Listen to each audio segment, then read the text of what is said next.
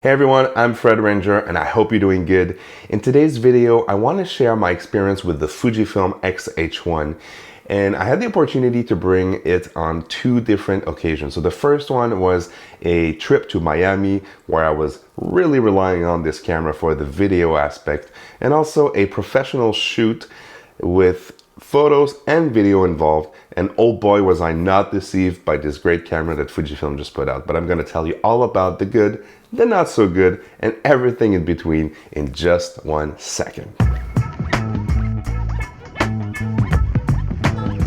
So the Fujifilm X-H1, I literally got this camera for the video capability. As you know, I was shooting with my Fujifilm X-T2, very happily married with this great camera here. The Fujifilm X-T2 has been my workhorse for the past several months, but I wanted something a little bit simpler than the Sony a6500 for the video aspect of things. And I sold the a6500, was really happy about that. And I thought about going Canon. I actually made a video about that if you want to see it. But then Fujifilm threw a curveball at me by saying, hey, if you want to use all of your lenses for video, the excellent 16mm 1.4, the one I'm filming on right now, the 56 1.2, the 18 to 55 f4, the 16 to 55 f4, and all the f2 lenses, here's a very capable video camera that offers 120 frames per second for your slow-mo shots, that offers 4K recording at 200 megabytes, and also very clean 1080p and decent low light performance. I was sold. I mean, all the lenses that I have, all the equipment, the Fuji equipment that I have, this would be my video camera. But today I want to talk about a little bit of a different aspect, and it's the stills. Because again, shooting with the X-T2, been very happy about the results that I'm getting with this.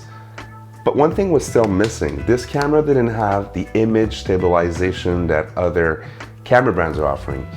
So now all of a sudden, your lenses like the 56 1.2 and the 16 1.4 become even more usable. They're already very good in low light because 1.2 1.4 lets in a lot of light. But add in IBIS and you can take some handheld shots in very low light situation. Here's an example of a photo that I took. It was kind of getting dark at night and I was able to capture that portrait handheld at f2 or f2.8 and still get a very, very sharp result. So I'm very happy about the stills aspect of this camera. I also brought this camera on my professional photo shoot. I was ready to put the X-T2 and to put a lens on it and to start shooting with it. And I said, you know what? Let me actually try the X-H1 with the IBIS, because I got into this place and it was, again, very low light. There was no natural light.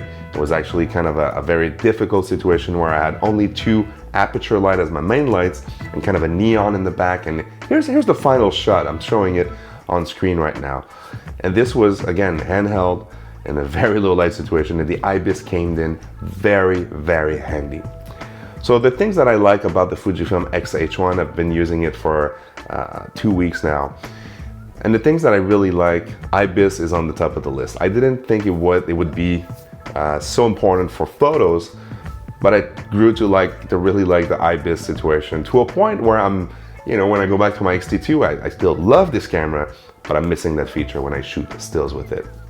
Video, I think this is a no-brainer. This is the second thing I really, really like about it. And the third thing is the menus. Again, I sold my a6500 from Sony because the menus were so atrociously designed that I wanted something simpler. And again, Fujifilm came in with a really nice offer with the X-H1. The not so good things though, so I had an opportunity to test the hell out of it in Miami. And here's a couple cinematic shots that I wanted to share with you. The vlog is coming, hang in there. I will drop a vlog and you'll be able to see the full story. But this is just kind of an idea of the footage that you're able to get with this camera. So a couple of things. The first thing that I don't really like is how the aperture or the actual speed of the camera makes it incrementally, or it actually fades in and fades out in terms of the exposure in increments. So you can actually see the iris working.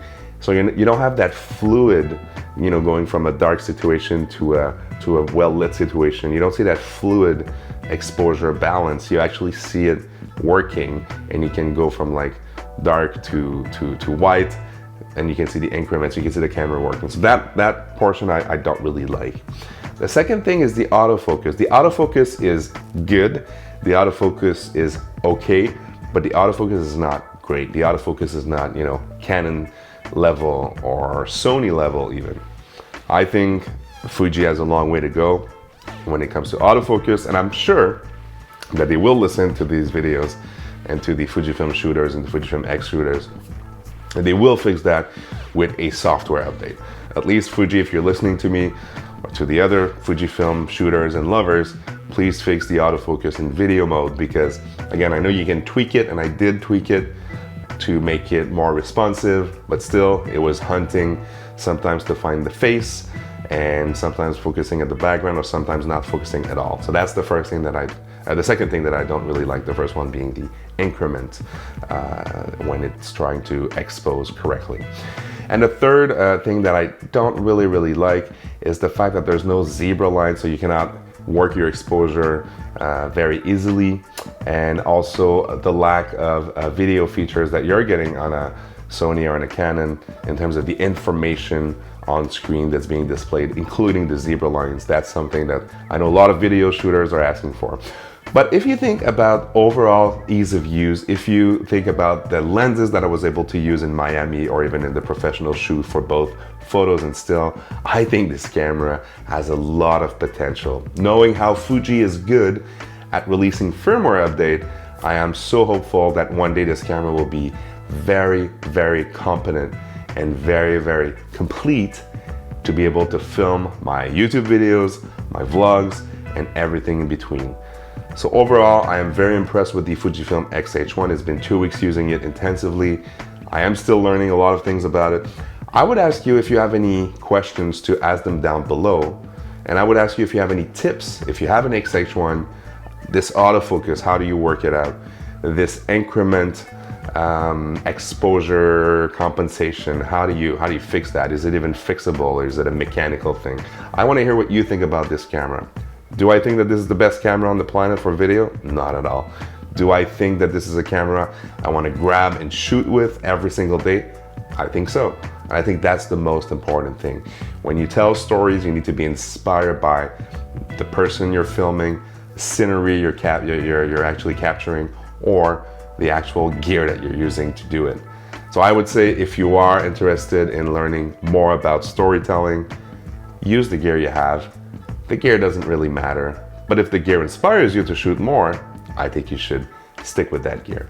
And I remind you to smash that like button if you like what you're seeing. If you want to see more reviews about the X-H1 and other gear to tell better stories, please share this channel with a friend who might be interested in knowing more about the gear required to tell better stories. And ultimately, if you want to subscribe and hit that bell notification to know every time I'm dropping a new video, please do it. It helps this channel grow tremendously. And again, this channel, I'm amazed by the growth lately, and it's all because of you guys. And I'm here to answer questions, but also to learn every single day. And I remind you to be happy, to enjoy life, and to enjoy your gear. Cheers.